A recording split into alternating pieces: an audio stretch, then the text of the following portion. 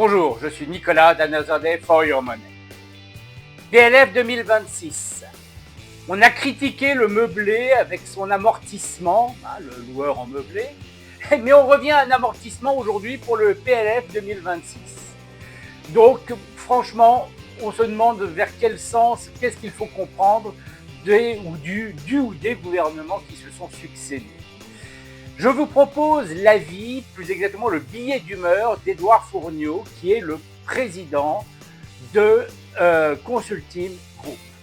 Ce qu'il faut retenir, c'est que le bailleur privé va bénéficier d'un amortissement forfaitaire avec des loyers plafonnés et des déficits non reportables, donc une performance limitée. Le LMNP diffus, celui que l'on fait soi-même, aura un amortissement plafonné à 2%, donc c'est l'encadrement des meublés saisonniers, en clair une loi anti-Airbnb.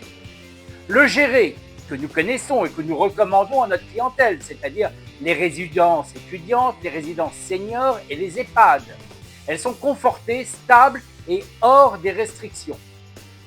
Résidence de tourisme, là tout de même il y a du nouveau.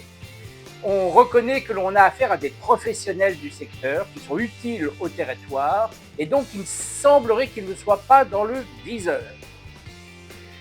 Donc, qu'est-ce qu'on peut en conclure? Le géré ressort comme la valeur refuge rationnelle et performante de ce dispositif. Pour lire cet article, c'est très simple.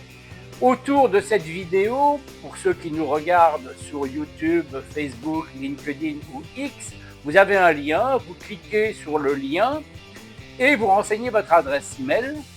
Si vous nous regardez sur Instagram, à la fin de cette vidéo, vous allez avoir un QR code.